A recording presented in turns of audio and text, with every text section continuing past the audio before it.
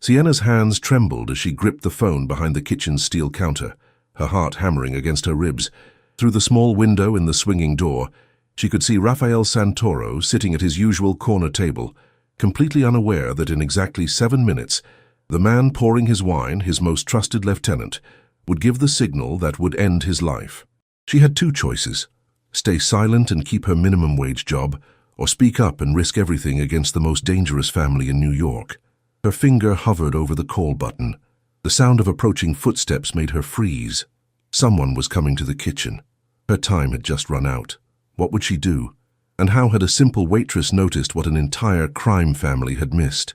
Before we reveal how Sienna discovered the deadly betrayal, let's go back to where it all started. You won't believe how an ordinary Tuesday night shift changed everything. Keep watching to find out how one observant woman saw through the lies that fooled everyone else. 3 weeks earlier, Sienna Brooks balanced 4 plates on her arms with the practiced ease of someone who'd been doing this for 6 years. Bella Vita wasn't fancy. Red checkered tablecloths, artificial candles, and a permanent smell of garlic and tomato sauce.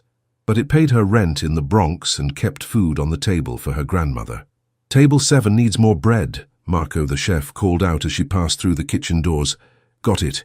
Sienna grabbed a basket of warm focaccia, her dark curls pulled back in a tight bun that had started to give her a headache 3 hours ago. Her feet ached in the sensible black shoes, and she still had 4 hours left on her shift. She'd learned early in life that survival meant noticing things. Growing up in the projects taught you to read a room, to sense danger before it announced itself, to understand the language of sideways glances and hushed conversations. That's why she noticed them the moment they walked in. 4 men in expensive suits, moving with the kind of confidence that came from never hearing the word no. The other diners instinctively shifted in their seats, making themselves smaller, quieter. Even Jerry, the owner, straightened his tie and hurried from behind the bar. "Mr. Santoro," Jerry practically bowed. "Your table is ready, sir." Sienna had heard the name before. Everyone in Little Italy had.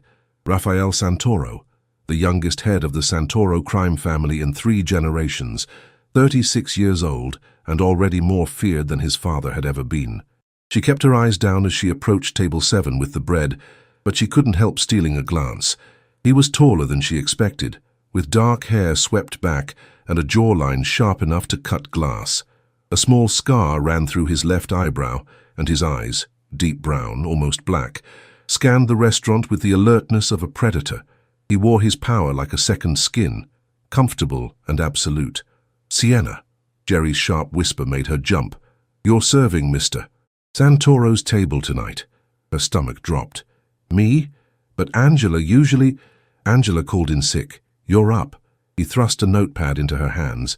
"And for God's sake, don't mess this up. Smile, be polite, and whatever you do, don't stare." Easy for him to say. Sienna took a deep breath and approached the corner table. The 3 men with Raphael fell silent as she arrived, their eyes assessing her with the casual cruelty of men who viewed people as either useful or disposable. "Good evening, gentlemen. Welcome to Bella Vita." Her voice came out steadier than she felt. "Can I start you with something to drink?" Raphael's gaze lifted to her face, and for a moment the world seemed to narrow to just the 2 of them. His expression was unreadable, but something flickered in those dark eyes. Surprise, maybe, or curiosity. "Whiskey. Neat." His voice was deep, with a slight rasp that suggested too many late nights and cigarettes. "The Macallan 25, if Jerry still keeps it in the back." "Of course, sir." She turned to the others. "Same," said the man to Raphael's right, salt and pepper hair, expensive watch, the air of a right-hand man. The other 2 ordered wine. Sienna wrote it down quickly, hyper-aware of Raphael's continued stare. "You're new," he said. It wasn't a question. "I've worked here for 6 years, actually." The words came out before she could stop them. Stupid. Never correct dangerous men. But instead of anger, the corner of his mouth lifted slightly. "Then I haven't been paying attention. That changes tonight." Her pulse quickened as she hurried to the bar. What did that mean? She'd heard stories about the Santoro family, the business they conducted in the back rooms of restaurants just like this one, the people who crossed them and disappeared, the empire built on fear and blood money. "Easy, girl," muttered Rosa, the other waitress working tonight. She was 50, with kind eyes and hands scarred from decades of hard work. I saw the way he looked at you. Be careful. I'm just serving his table. That's how it starts. Rosa squeezed her shoulder. With men like that, it always starts with a look. Sienna delivered the drinks with steady hands, took their dinner orders, all steak, all rare, and tried to remain invisible. But throughout the evening, she felt his eyes on her. When she brought the food, when she refilled water glasses, when she cleared plates. The men talked in low voices about shipments and territories, payments and problems. She pretended not to hear, but her survival instincts were screaming that something was off. The right-hand man, she heard them call him Tony, kept checking his phone. Small glances, nothing obvious, but his jaw was tight, stressed, angry about something. "Everything all right with your meal, Mr. Santoro?" she asked when she came to check on them. "Perfect." Raphael's gaze held hers for a beat too long. "What's your name?" "Sienna, sir." "Sienna." He tested the word like he was tasting expensive wine. "Beautiful name." Tony cleared his throat, breaking the moment. "Boss, we should discuss the Brooklyn situation." Raphael's expression shifted, closing off like a door slamming shut. He was all business again, and Sienna took the opportunity to escape to the kitchen. "He asked your name," Rosa whispered, eyes wide. "It doesn't mean anything." But when the check came over $800 for dinner, there was a $1,000 tip attached, and a business card with a single phone number written on the back in elegant script. "If you ever need anything, R.S." Sienna stared at the card for a long moment before slipping it into her apron pocket. She didn't know what game Raphael Santoro was playing, but every instinct told her she was already a piece on his board. What she didn't know was that by tomorrow morning, that card would save her life, and his, a $1,000 tip and a personal phone number. What does the most dangerous man in New York want with a waitress from the Bronx? And why did Tony seem so nervous during dinner? Sienna's about to discover that some observations come with deadly consequences. Keep watching to see how everything changes in just 24 hours. The next morning, Sienna's grandmother was already awake when she stumbled into their small kitchen, the business card still burning a hole in her pocket. "You got in late, baby girl." Grandma Rose sat at the table, hands wrapped around her coffee mug, her silver hair in rollers. At 73, she still had the sharpest mind Sienna knew. "Big tip last night." Sienna poured herself coffee, avoiding eye contact. "How big?" $1,000. The silence was deafening. "Then, what did you have to do for it?" "Nothing. Grandma, I just served dinner. Some businessman wanted to show off for his friends." The lie tasted bitter on her tongue. Grandma Rose's knowing look said she didn't believe a word. "You be careful, Sienna Marie Brooks. Men with money like that don't give it away for nothing. They're buying something, even if you don't know what yet." Sienna kissed her grandmother's cheek. "I'm always careful. You taught me that."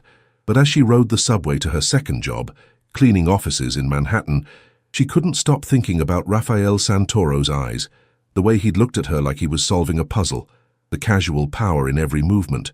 Her phone buzzed. Unknown number. "Dinner tonight, 8 p.m, dress nice, car will pick you up at 7:30. R.S. Her heart stopped. How did he get her number? How did he know where she lived? She should ignore it. Delete it. Block the number. Instead, she found herself typing, "I work until 9. The response came immediately. "Not anymore. Jerry will cover your shift. Don't be late." Sienna stared at the message. He'd already called her boss? Already rearranged her life without asking? The audacity should have made her angry. So why was her pulse racing with something that felt dangerously close to excitement? "Bad idea," she muttered to herself. "Very, very bad idea." At 7:25 p.m., she stood outside her building in the only nice dress she owned, a simple black number she'd bought at a thrift store for her cousin's wedding 3 years ago. She'd let her curls down, and they framed her face in soft spirals. A touch of lipstick, small gold earrings that had been her mother's. A sleek black Mercedes pulled up exactly at 7:30. The driver was built like a linebacker, no neck, hands the size of dinner plates. He opened the back door without a word. Sienna took a deep breath and got in. The restaurant was nothing like Bella Vita. Dante's was exclusive, the kind of place where reservations took months and the prices weren't listed on the menu. Crystal chandeliers, white tablecloths, waiters in tuxedos. Raphael stood when she entered, and heads turned. Not at him. Everyone here knew to pretend they didn't see Raphael Santoro. They looked at her, the black girl in the thrift store dress, walking toward the most dangerous table in New York. You came. He pulled out her chair personally, his hand briefly touching her shoulder. Even through the fabric, she felt heat. Did I have a choice? No. His smile was slow and devastating, but I appreciate the illusion of free will. Dinner was surreal. He asked about her life with genuine interest, her grandmother, her double shifts, her dreams of going back to school for nursing. He remembered details from their brief interaction the night before. He listened like her words mattered. Why me? She finally asked over dessert. You could have any woman in this city. Any woman would come because of who I am, what I can give them. His dark eyes held hers. You came even though you're terrified of me. That's honest. I don't get a lot of honest anymore. I am terrified of you, she admitted. You're a criminal. She expected anger. Instead, he laughed, a real laugh that transformed his entire face. Finally, someone who says what they think. He leaned forward. Yes, I'm a criminal. I've done terrible things. I'll do terrible things again. But I've never lied about what I am. That's not reassuring. It's not meant to be. It's meant to be true. He signaled for the check. I want to see you again, Sienna. Tomorrow. The day after. As many days as you'll give me. Why? Because when I look at you, I remember what it's like to want something I can't just take. The honesty in his voice stole her breath. This was insane. Dangerous. Completely wrong. 1 week, she heard herself say. I'll give you 1 week. Then we decide if this is as crazy as it feels. Deal. Over the next 6 days, Rafael Santoro courted her like a man possessed. Flowers delivered to the restaurant. A new winter coat when he noticed hers was threadbare. Books she'd mentioned wanting to read. But more than gifts, he gave her time. They had coffee in the morning before her shifts, dinner every night. He took her to museums, to a jazz club in Harlem, to the top of buildings she'd only seen from the street. He told her about his father's death, the weight of leading a family at 28, the loneliness of being feared by everyone around you. She told him about her mother's overdose, raising herself while caring for her grandmother, the small dreams she'd packed away because survival came first. You're extraordinary, he said on the 6th night, his hand finding hers across the table. You don't see it, but you are. I'm ordinary, a waitress and a cleaning lady. You're a woman who's fought for everything she has and never lost her humanity. That's rare in my world. That's... He stopped, jaw tight. That's everything. Sienna felt herself falling. It was terrifying and inevitable, like stepping off a cliff and discovering she could fly. But on the 7th day, everything changed. She was at Bella Vita for her evening shift when Tony walked in, without Raphael. He sat at the bar, ordered scotch and made a phone call. Sienna was passing by with a tray when she heard, Thursday night, Bella Vita, 10 p.m. He'll be alone, just like he asked. Make it clean. Her blood turned to ice. She fumbled the tray, glasses crashing to the floor. Tony's head whipped around, his eyes locking on hers. For one terrible second, they stared at each other. Then his face went blank. Gotta go, he said into the phone, ending the call. Sorry. Sienna dropped to her knees, gathering broken glass with shaking hands. So clumsy tonight. Tony approached, his expensive shoes stopping inches from her hands. How much did you hear, sweetheart? Nothing. I was just passing by. Her voice was too high, too fast. Good. He crouched down, bringing his face level with hers. Up close, she could see the coldness in his eyes. Because if someone overheard something they shouldn't, if someone got the wrong idea about a private conversation, he picked up a shard of glass, turning it in the light. Accidents happen all the time in kitchens. Slip and fall. Cut an artery. Tragic. Rosa rushed over. Sienna, honey, let me help. She's got it. Tony didn't break eye contact. Don't you, Sienna? She nodded, not trusting her voice. He stood, brushed off his pants, and left the restaurant. Sienna's hands were shaking so badly she could barely hold the broken glass. Thursday night, 10 p.m., Bella Vita. Raphael would be here, expecting a private dinner, walking into a trap set by his own right-hand man. She had to warn him. But how? If she called, Tony might have his phones monitored. If she went to him directly, she'd be followed.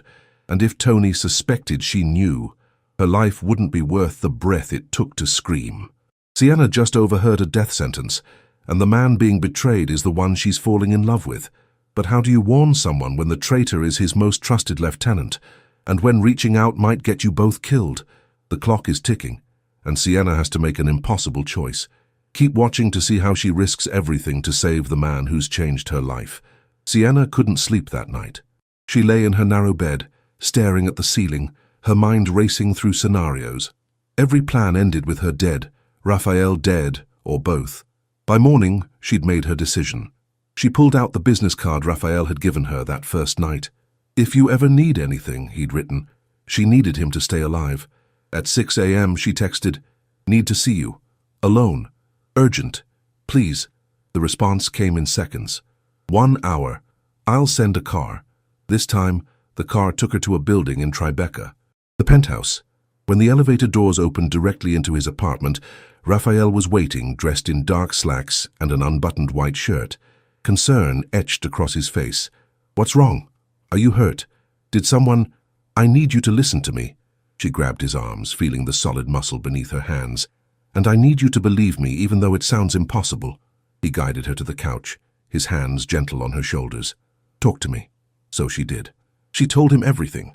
Tony's phone call, the plan for Thursday night, the threat veiled as concern for her silence. She watched his face as she spoke, waiting for disbelief, for anger, for dismissal. Instead, he went very still, dangerously still. "Tony." His voice was flat, emotionless, which somehow was worse than rage. "You're certain you heard correctly?" "I'm certain. He's been with my family for 20 years, since before my father died. He's—" Raphael stood abruptly, pacing to the window overlooking the city. "He's my godfather." The pain in those last words broke her heart. "I'm sorry." She moved to him, her hand finding his back. "I'm so sorry. You risked your life to tell me this."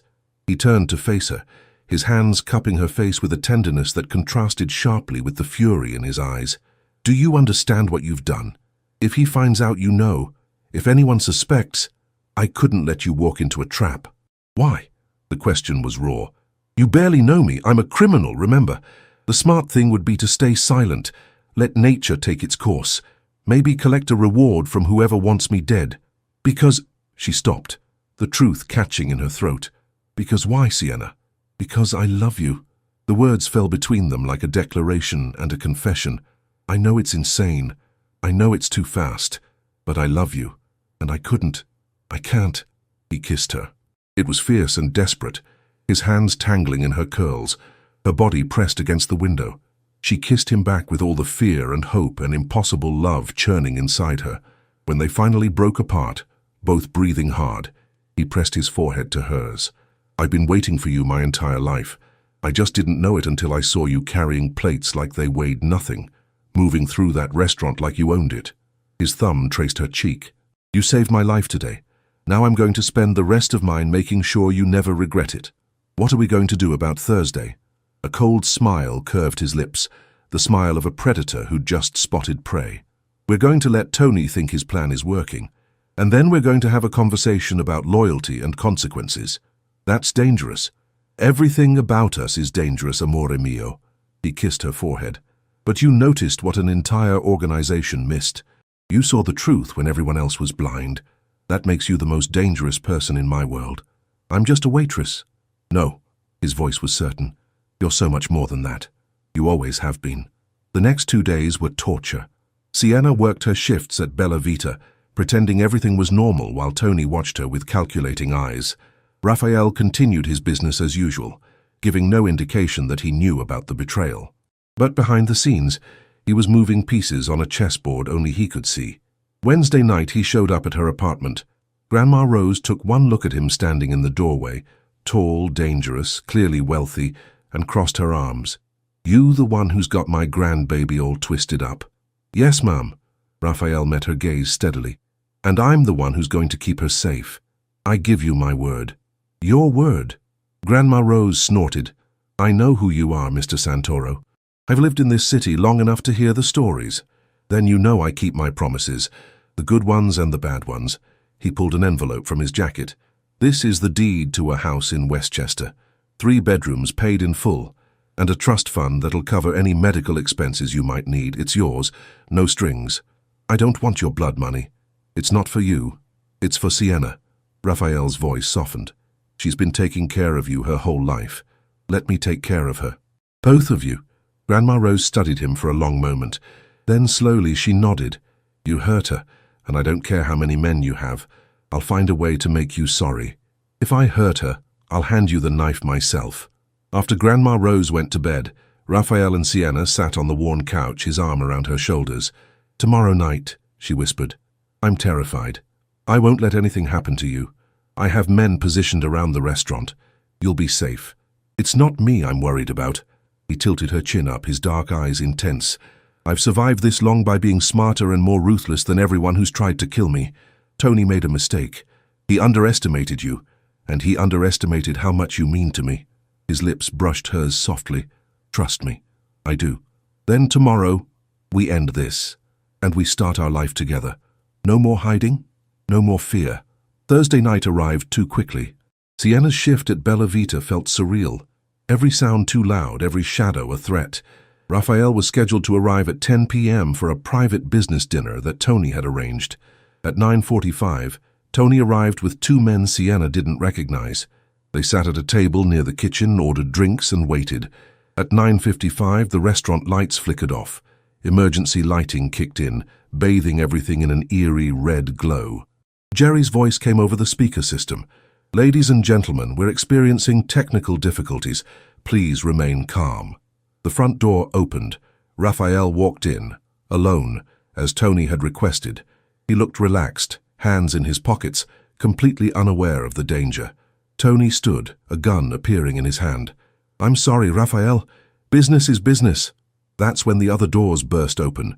15 men in tactical gear flooded the restaurant, weapons drawn, not aimed at Raphael. Aimed at Tony and his men. Raphael's expression shifted from relaxed to arctic in a heartbeat. "You're right, Tony. Business is business." He walked forward slowly, like a big cat approaching wounded prey. "And the business of betrayal has a very specific price." "How did you—" Tony's face went white. "You've known me since I was 8 years old." Raphael's voice was conversational, almost friendly, but his eyes were dead. "Did you really think I wouldn't notice you've been skimming from the Brooklyn shipments?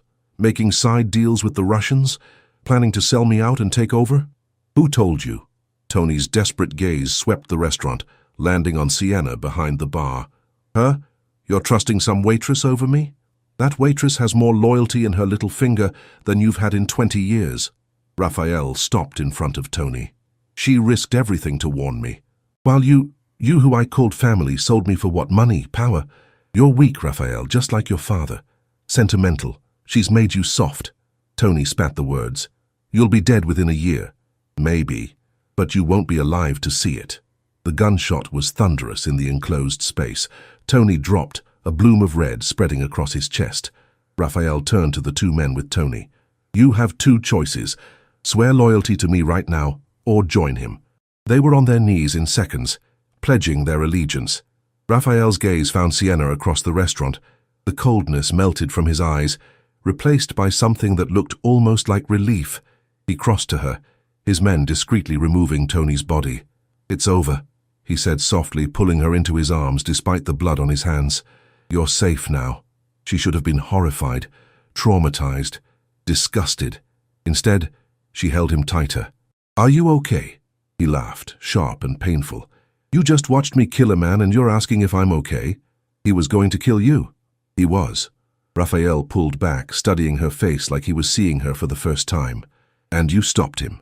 My smart, brave, extraordinary Sienna." He kissed her, not caring who saw. "Marry me." "What?" "Marry me. Tomorrow. Tonight. Whenever you want. But marry me." His hands framed her face. "I've lived in darkness my entire life. You're the first real light I've ever known. Don't make me go back to the dark." "Yes?" The word came without hesitation. "Yes, I'll marry you." Around them, his men erupted in applause and whistles. Even Jerry was crying behind the bar. "Boss," one of the men called, "we got a problem. Tony had a backup plan. Russians incoming. ETA 3 minutes. Raphael's expression hardened. He turned to Sienna. "Go with Marco. He'll take you—" "No," she grabbed his arm. "I'm not leaving you." Sienna, you said we face things together, so we face this together." The pride in his eyes was unmistakable. He handed her a gun from his ankle holster. "Do you know how to use this? Point and shoot, right?" Despite everything, he grinned. "Close enough. Stay behind me. If I tell you to run, you run, understood?" Understood. The Russians never stood a chance. Raphael's men had positioned themselves perfectly. The firefight was brief, brutal, and decidedly one-sided. When the smoke cleared, Sienna realized she was still gripping the gun, her hand steady. She'd been terrified, but she hadn't run. She'd stayed. Raphael looked at her with something close to awe. "You're sure you want this life? It's not going to get safer." "I'm sure I want you. The rest we'll figure out." He pulled her close, his forehead resting against hers. "My queen," he whispered. "That's what you are now. My queen. From waitress to queen, but the danger is far from over." How will Sienna adapt to her new life at Raphael's side? And what happens when the other families learn that the most powerful man in New York listens to a woman they've underestimated? The final chapter will show you how love can be both the greatest weakness and the ultimate strength. Don't miss the conclusion. The wedding happened 3 days later in a small chapel in Queens. Grandma Rose cried through the entire ceremony. Raphael's family, the legitimate members and the not-so-legitimate ones, filled the pews, studying Sienna with expressions ranging from curiosity to skepticism. She wore a simple white dress and carried wildflowers. He wore a black suit and looked at her like she was the only person in the world. "I, Raphael Santoro, take you, Sienna Brooks, to be my lawfully wedded wife, to have and to hold from this day forward, to protect with my last breath, to love beyond reason." His voice was steady, his dark eyes locked on hers. "I was lost before you. Everything I am now I am because you saw something worth saving." Her vows were simpler. "I choose you, every day, in every way, for all our days." When he kissed her, the entire congregation erupted. Cheers, whistles, the firing of guns into the air outside. "Welcome to the family, Mrs. Santoro," he murmured against her lips. The reception was held at an estate in Connecticut, rolling grounds, a mansion that looked like a castle, and security that could have guarded a head of state. Sienna felt like Cinderella, except her prince came with a gun and a rap sheet. "You look terrified," Raphael said, pulling her onto the dance floor for their first dance. "I am. These people, your family, they're not sure about me. They don't have to be sure. I'm sure. That's all that matters." He spun her gently. "But if you want to win them over, be yourself, the woman who saw what no one else could see. The woman brave enough to walk into a lion's den to save the lion." Over the next weeks, Sienna learned what it meant to be Raphael Santoro's wife. It meant luxury beyond her wildest dreams, a penthouse with a view of the entire city, clothes that cost more than she used to make in a year, cars with drivers, security following her everywhere. But it also meant danger. The Bratva, the Russian mob, wasn't happy about their losses at Bella Vita. They wanted revenge. Other families saw Raphael's marriage to an outsider as a sign of weakness. "They're wrong," Raphael said one night, pulling her close in their massive bed. "You're my greatest strength." He was proving it. In business meetings, he started asking her opinion, her ability to read people, to notice the small details everyone else missed, became invaluable. "Your wife is sharper than most of your men," said Angelo Ricci, head of another family. After a tense negotiation where Sienna had pointed out a clause that would have cost them millions. "Where did you find her?" "She found me," Raphael replied, his hand finding hers under the table. "Best day of my life," but not everyone was convinced. 3 months into their marriage, Sienna overheard a conversation between 2 of Raphael's captains. "He's changed since he married her. Too cautious. Too careful. She's making him soft. Someone needs to handle this before she destroys everything the Santoros built." Sienna's blood ran cold. She immediately told Raphael. His response was swift and brutal. He called a meeting of his entire organization. Every captain, every soldier, every associate. They gathered in a warehouse in Queens, confused and nervous. Raphael stood before them, Sienna at his side. "Some of you think my wife makes me weak," he said, his voice echoing through the space. "Some of you think love is a liability in our business."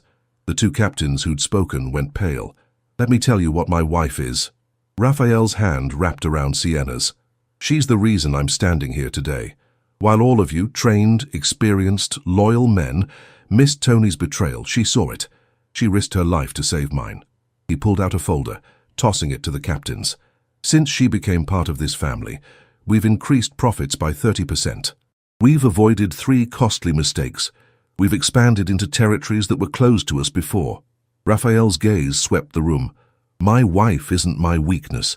She's the smartest move I've ever made, and anyone who thinks otherwise can leave right now.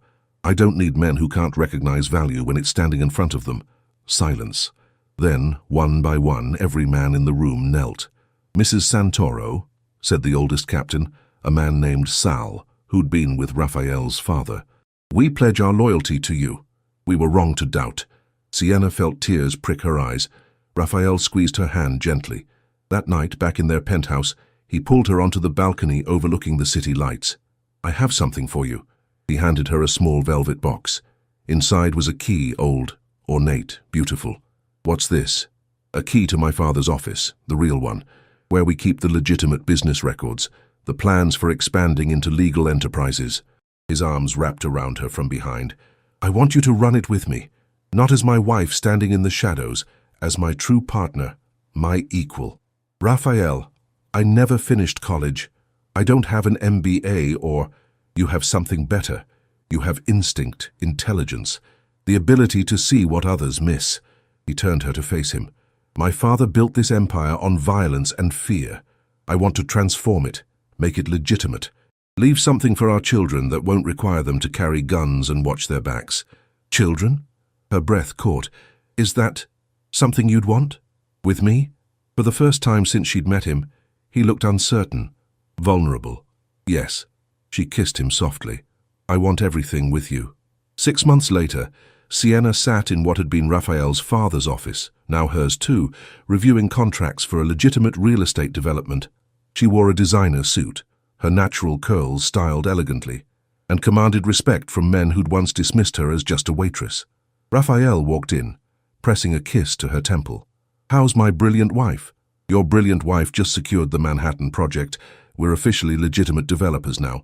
That's my queen. He knelt beside her chair, his hand finding her still flat stomach. And how's my son or daughter? They'd found out about the pregnancy 2 weeks ago. Raphael had cried, actual tears streaming down the face of New York's most feared crime boss. Active. I think they have your stubbornness. God help us all. He laughed, then sobered. Are you happy, Sienna? Truly? She thought about the girl she'd been, scared, struggling, invisible, and the woman she'd become, loved, powerful, seen. I'm happy. Are you? I didn't know I could be this happy. I didn't know it existed. He stood, pulling her up into his arms. You gave me something I thought was impossible. Hope, a future, a reason to build something better. We're building it together, always together. Through the window, the city spread out before them. Their kingdom now, earned through courage and love, and refusing to accept the limitations others tried to place on them. Sienna Brooks Santoro, the waitress who noticed what the mob didn't, had saved more than just Raphael's life that night at Bella Vita. She'd saved her own. And together they were building an empire where love wasn't a weakness. It was the foundation of everything. 8 months later, Sienna stood in the nursery of their Westchester home. The same house Raphael had bought for Grandma Rose, now expanded to accommodate their growing family. She held their daughter, Sophia Rose Santoro, in her arms. The baby had her mother's rich brown skin and her father's dark eyes. She was perfect. Raphael appeared in the doorway, still in his suit from a business meeting. His face transformed the moment he saw them, all the hardness melting into pure love. There are my girls. He crossed the room, wrapping them both in his embrace. Successful meeting? Very. The Chicago family wants to partner on the construction project. We're expanding. He kissed Sophia's tiny forehead. Our daughter is going to inherit something we're proud of. No guns, no violence. Just success we built honestly. With a slightly questionable starting point, Sienna teased. Every empire has a questionable past. Ours just has a more interesting love story attached to it. Grandma Rose appeared in the doorway. Dinner's ready. And Raphael, your mother called. She wants to know when you're bringing the baby to Sunday dinner. Tell her this Sunday, and that Sienna's making the final decision about the Boston expansion. After Grandma Rose left, Sienna looked up at her husband. Your mother still doesn't understand why you let me make business decisions. My mother's from a different generation. She'll adapt. He cupped her face gently. Do you ever regret it? That night you chose to save me instead of staying silent? Never. Do you regret giving a waitress your phone number? Best impulse I ever followed. He kissed her, soft and sweet and full of promise. I love you, Sienna Santoro, my savior, my partner, my queen. I love you too. My dangerous, reformed, surprisingly domestic crime boss. Sophia chose that moment to grab her father's finger, holding tight. Raphael's eyes grew misty. She's going to have you wrapped around her little finger, Sienna observed, just like her mother. He smiled, that rare, genuine smile that he only ever showed his family, and I wouldn't have it any other way. Outside, the sun was setting over their property, painting the sky in shades of gold and pink. Tomorrow would bring new challenges, business deals to negotiate, territories to manage, the constant balance between their past and their future. But tonight, they had this moment, this perfect, ordinary, extraordinary moment. A family built on impossible love, a kingdom earned through courage, and a future written by a woman who dared to notice what everyone else missed.